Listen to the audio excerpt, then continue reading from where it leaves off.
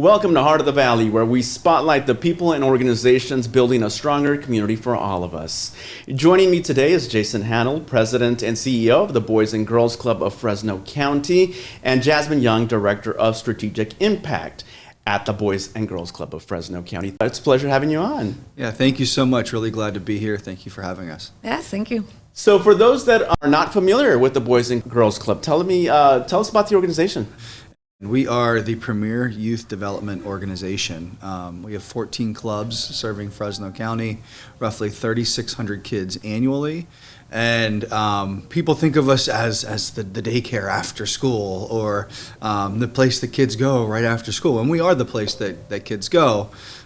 We know kids are coming in for sports, and esports are kind of the first two, the carrot on the end of the stick type of thing. But we have so many programs that we have on the programming services side that allow our kids to grow and to develop. To equate to, we know that if a child is in our club 3 times a week, 2 hours at a time, it equates to a 92% graduation rate. So pretty amazing stuff. And I'm here with some youth leaders right now, so go ahead and introduce yourself. Hello, I am Edward Herrera. I'm the Youth of the Year for East Fresno Boys and Girls Club. It was a pleasure of being Youth of the Year for my club, because since going to the club for so many years, It taught me how to be patient, taught me how to improve skills that I never knew that I had. Wow, well, congratulations, Edward. What an accomplishment. And so, as Edward's mom, talk about what this means to you to be able to see your son thrive and, what the Boys and Girls Club has really offered. It means a lot. It means really a lot. Especially me being a single mom, the Boys and Girls Club is like the second parent for me. You see what I mean? And the opportunities that he got, and especially being second place winner, was an amazing opportunity. Like, this was something so different that I never got to experience neither as well. Wow. But I'm proud of him. I'm really proud of him, yeah. Oh, well, that is just an amazing opportunity. You definitely should be proud of him. And so I want to go ahead and come to you now. So go ahead and introduce yourself. My name is Nikki. I'm the Zimmerman Youth of the Year for Zimmerman, and I was honored to be the Youth of the Year finalist. And I'm just so proud to become a finalist, and of everyone else who was also a finalist and everyone who placed. And I think it was an amazing journey, and it all taught us to just get out of our bubble, and we made connections through the journey and new friendships. And I want to thank the Boys and Girls Club for every opportunity that they've given me. Yeah, absolutely. And so what would you say, to future generations that are, a part of the Boys and Girls Club? We have a lot of kids behind us here as well. What would you say to them as a Youth of the Year finalist? I think never be shy and just be yourself. Even if you're scared to do something, you can always do it, and just never give up. Oh, never give up. Definitely words of wisdom there. Well, congratulations to you as well. And so I want to go ahead and come to you. Go ahead and introduce yourself. My name is Samantha Paredes. I'm the unit director of the East Fresno Boys and Girls Club. I'm actually the director of where Edward came from today. Okay, yes. Samantha. So first off, just talk about Boys and Girls Club for maybe those people that don't even know what Boys and Girls Club has to offer, specifically different clubs, talk about that. We have many clubs around Fresno County, Mendota, Fireball, all kinds of them, included in the rural areas too. We support parents. We partner with parents to help kids flourish in school. We help them with homework. We help them with life skills. Teens, we have a lot of leadership programs for them to help find jobs, do resumes, cover letters, job interviews. We offer so many things to kids from 6 to 18, and we hope that everybody takes advantage of us for sure. Samantha, where can people go if they want to grab more information, if they want to get their kids involved in the Boys and Girls Club, or whatever club that may be? Where can they go? They can go to bgcfresno.org for to find any clubhouse. You can find us on social medias, and you can find us on any kind of platform. We're there. We're just Google Boys and Girls Club of Fresno County, and you'll find us. Perfect. Boys and Girls Club of Fresno County. Well, thank you all so much, and congratulations to you both. We're going to send it back to you. Why is this type of work so important to both of you? Oh man, that's a heavy question. That's a good one. I can share, and then Jason's story I feel like really hits home for me. So I have 4 cousins that have been in and out of the foster care system. I'm very thankful that my mom and dad are now in a place that they were able to take them in.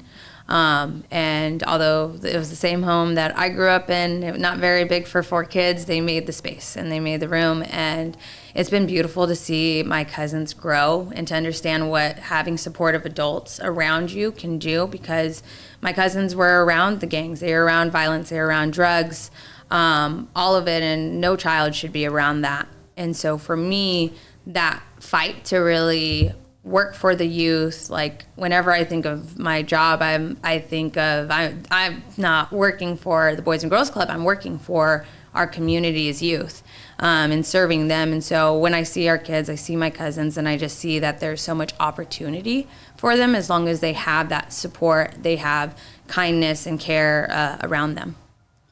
Yeah, for me, sports is kind of the history as a child growing up. I've come from a really rough background. My mom has schizophrenia. She's in a mental hospital. My brother's a drug addict. He's, an opioid addict, and he's been clean now for over a year, which is good. So I know firsthand. I've been through a lot of the struggles. I very much resonate with these kids. I say my personal life growing up in Pennsylvania is so different than my professional life in California. And it's really, my dream and of my life was to work and to ultimately play baseball as a child.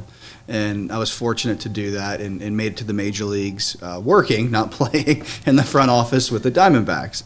And so after that, I really found myself in this area of like doing some sports consulting. I was a CEO for a really large, the Rotary Club of Fresno. So I was giving back a lot of money through our organization. And I was just in that community connector moment. And the opportunity came about. I didn't even apply at first. And then next thing you know, I'm reading into this thing and I'm looking in and I'm just like, this like literally just screams my whole life coming together in one place. And, I call myself a lottery ticket. I moved 3,000 miles away for $6 an hour part-time to start a career, to get out of that. And I'm proud of that. And the fact of where we're at today is incredible. And, I didn't have a Boys and Girls Club growing up, but I wish I would have. And it could have helped save friends of mine that have died and family members who have gone on. And so I really much resonate with these kids very much. Yeah. We've been in Fresno County for 77 years. We've served over 1 million kids in Fresno County in 77 years. So there are countless stories of the impact and the lives that have changed because of the Boys and Girls Club. Yeah. High-level stuff is like, for us, it's really like a lot of the athletes, the Jalen Greens, the Xavier Worthies, who have gone on to, the NFL and to the NBA. And these guys have come back and they dedicate time yearly. They come in and they come into our clubs and they hang out with our kids. It's a real kind of private thing where they're just in there and really just talking up the kids, but it's showing the kids and giving them an opportunity to say, hey, I realize this might be where you're at today, but if you stay focused and you set goals and you set, some sort of structure into your life, then ultimately you can achieve these type of things. So it's a really incredible story. How else do you help build leadership and confidence in life skills?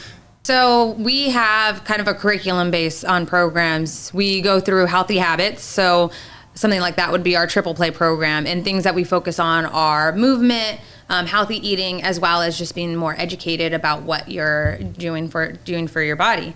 That's one of our amazing things. The other things are smart moves. Money matters, and that's a part of kind of our financial literacy. And so with that, our kids are coming in after school. They are having actually a meal. So we always provide a full meal for the kids after they're done, just to get them ready for Power Hour, which is our homework focus. And so with that time, if the kids have homework, our staff can actually assist them with that. But if they don't, we dedicate that to maybe reading or some sort of kind of fun learning opportunity. So we have some really interactive ways to engage with the youth on teaching them financial literacy. So whether it's budgeting or opening up your first bank account, what does that look like? Because we even have some of our teens that are teen workers, and so or our youth workers, and so they actually get a stipend. So what do you do when you get that payment? How are you going to make sure that you save some of it for maybe clothes for the next year, or maybe that gift that you're hoping to buy at Christmas? And so we have guest partners that come in and usually educate our youth, or we even have systems that are like computer programs where they're walked through almost like a game of life, and they're hit with things like taxes and maybe a flat tire and just kind of those inconveniences that are something that you should plan for. And so it's definitely cool to see how much education has evolved even since my time in school. I was a product of the Boys and Girls Club growing up in San Francisco, joining my first club when I was 7 years old. And but yeah, programs obviously have evolved a lot since then. I don't remember taking any financial literacy classes, so that's awesome. Yeah, the big one I'm working on, or that we are working on right now, is kind of our sports relaunch program. So we're really looking to do more structured sports, whether it's leagues and tournaments from soccer, volleyball, kickball, dodgeball. We really want to be the leader in this area for kids, because we know that kids are going to be coming into our clubs for those reasons, and then that gives us the ability to ultimately gain the trust and gain the value, and then giving them access to the additional programs and services that we provide. So yeah, it's exciting. So we help about over 3,600 youth annually.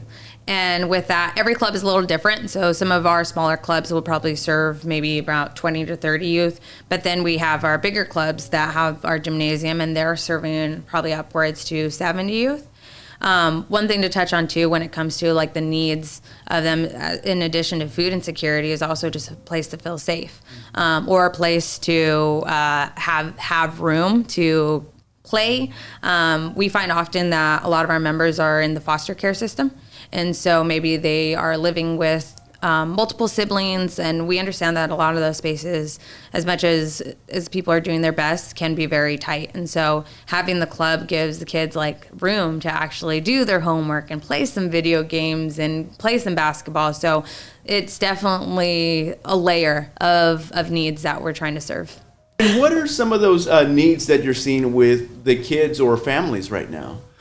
Yeah, a lot of kids coming in with a thing that we always have is like food insecurity. So from our clubs, a child that comes in every day, they're provided a meal. So even the afternoon, it could be a dinner type of meal where the kid is, and I think it's 2 or 3 times a week it's a warm meal. The other time it's like a sandwich or some type.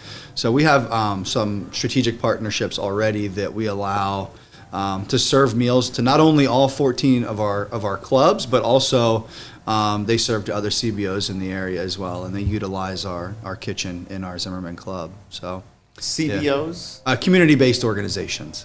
Yeah, other nonprofits that are out there. Yeah. That's awesome. Yeah. What happens in those critical hours after school that makes your programs so important?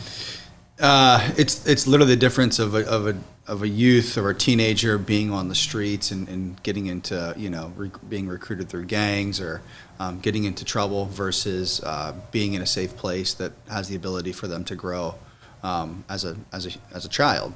So our structure is typically the first hour they're in a club. We call it Power Hour, and that is essentially it's homework help. So whether it's tutoring or just going over their homework, making sure that whatever they brought in from school is into the club and it's taken care of and it's done. And then let's go have some fun right after that. So first hour is really the Power Hour is what we like to call that, and it's a great easy program for us. Okay. Yeah. How do these young people, how can they get involved in the club? How does that work? Just come in.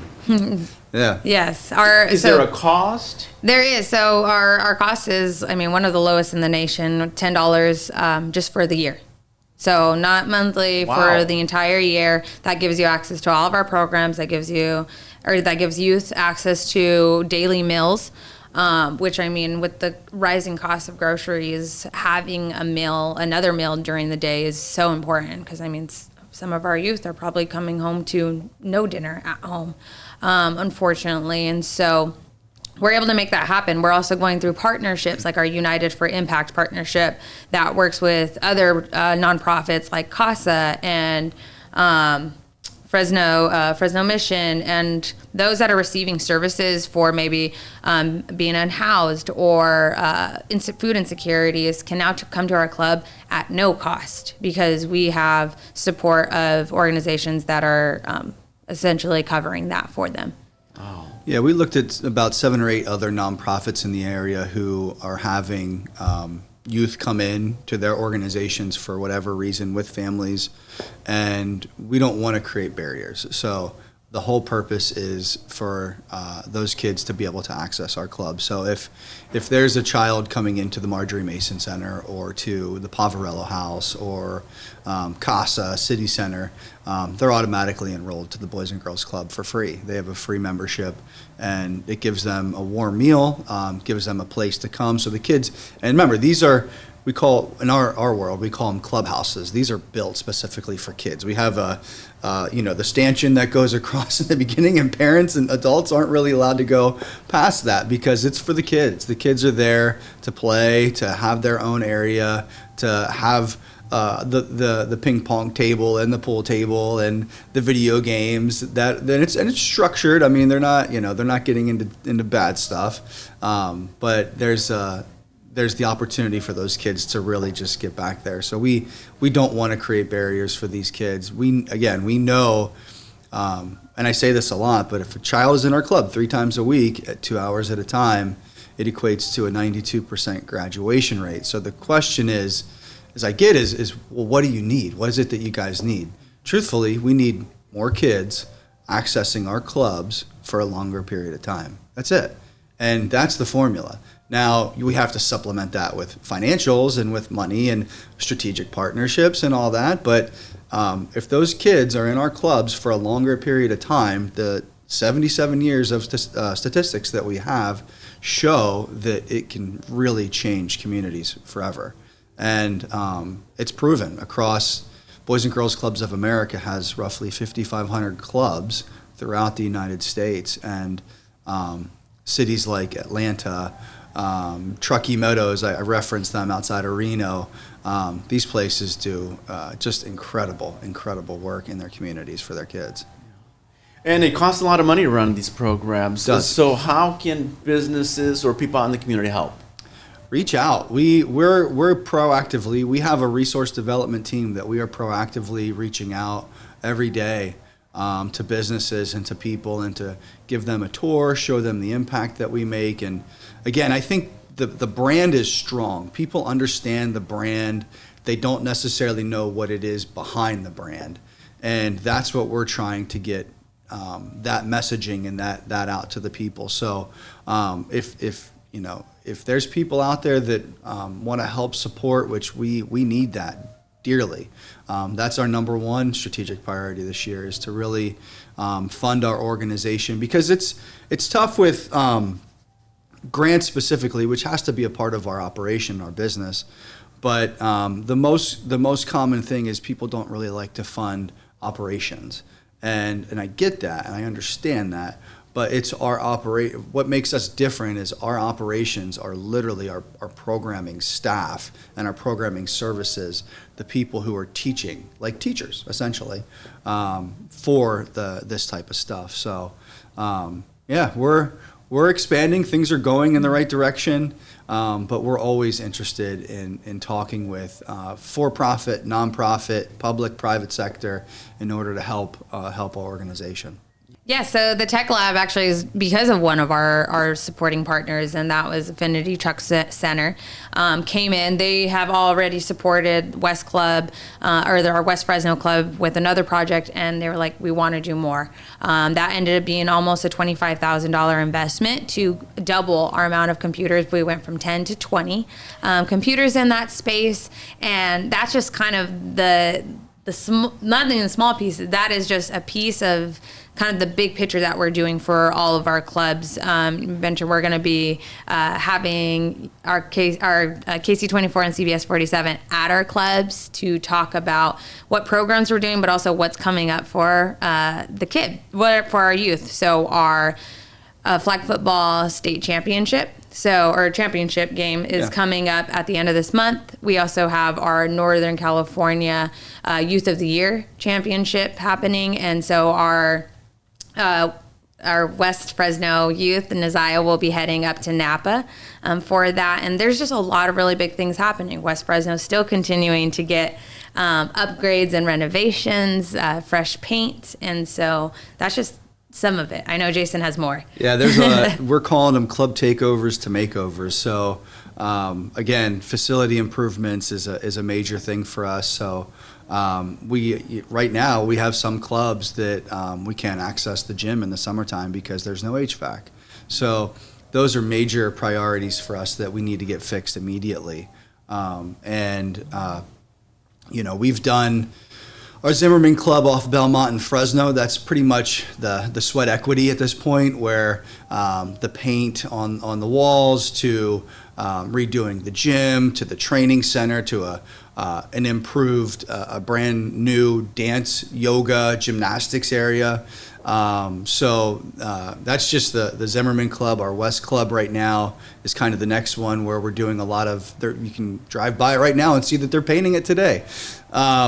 The Tech Lab was a huge win, thanks to Affinity Truck Center, and we went from and the importance is we went from 10 computers in a small computer lab to now over 20 in that lab, and it's like, oh, that's great. Well, we teach digital literacy out of that lab, and in that digital literacy, we have children who are learning phishing scams. So they know if they're going on TikTok or on YouTube of this person shouldn't be in my Discord chat group, right? And they're identifying these things. So we have programs through partnerships with AT&T and Comcast that kind of help build that curriculum through there. So the expansion of that gives those youth the opportunity to learn more. Now those children have the ability to do more as they become teens, because we have a lot of teens. They have the ability to fill out FAFSA online and in college applications and learning about how the next steps of what they want to do in their career. So we're doing a lot of digital content because it's the driver for the youth, for this generation. So we just need to continue to build that out, and Affinity Truck was a huge piece of that. They came in and redid in our clubs. All of our clubs have what we call like a teen room, because the teens kind of want to be separated a little bit from the younger kids. So they renovated a couple of years ago our teen room at our West Fresno club, and now we just finished up our tech lab. We'll get going in under a month in West Fresno with Panda Cares, Panda Express, which will redo our art room and our STEM lab as well. So yeah. Awesome. A lot going on. It's always. There is. Yeah. Okay, so you both are fairly new with the Boys and Girls Club.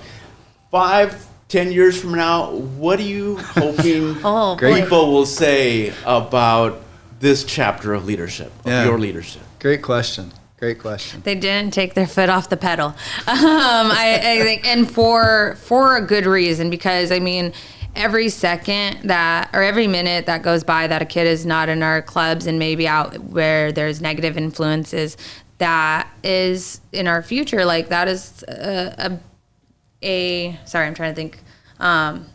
That's going to be someone in our community, an adult in our community that is going to need more support at that point. So if we can work with them at a younger age, I mean, we're making major impact. So I hope in the next 5 to 10 years they see that that leadership that started at the beginning has definitely pushed us forward.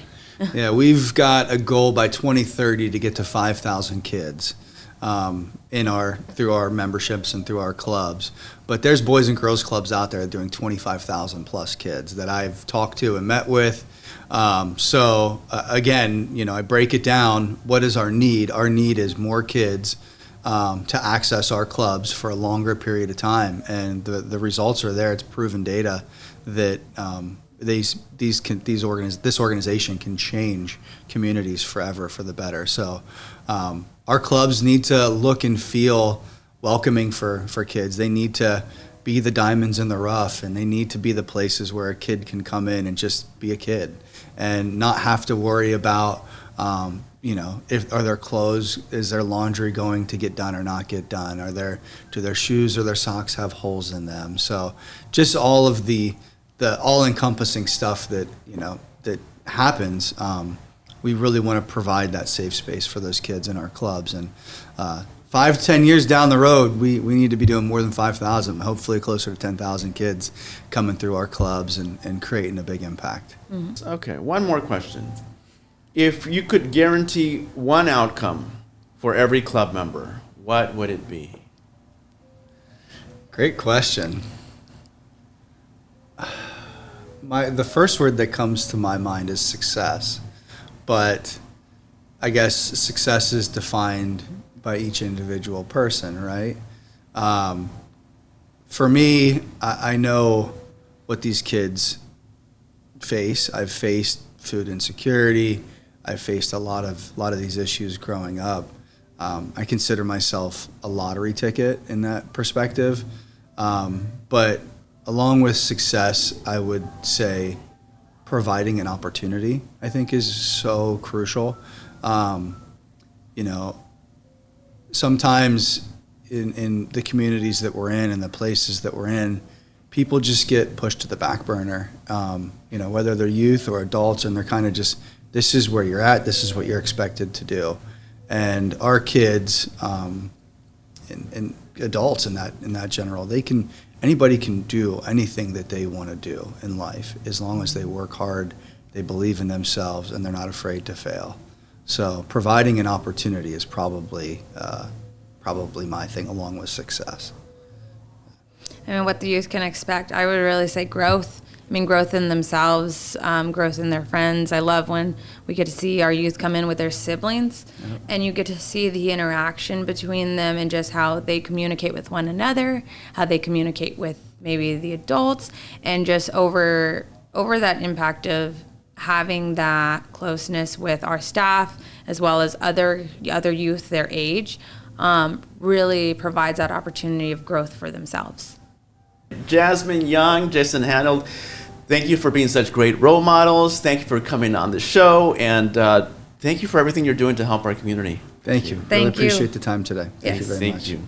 That is going to do it for this edition of Heart of the Valley. If you are a nonprofit, a community organization, or if you know someone making a difference in the Central Valley, we would love to hear from you. Please shoot me an email at lcruz@kc.com or DM me on Instagram or Facebook @newscruz. Thank you so much for watching. Have a great day, everybody.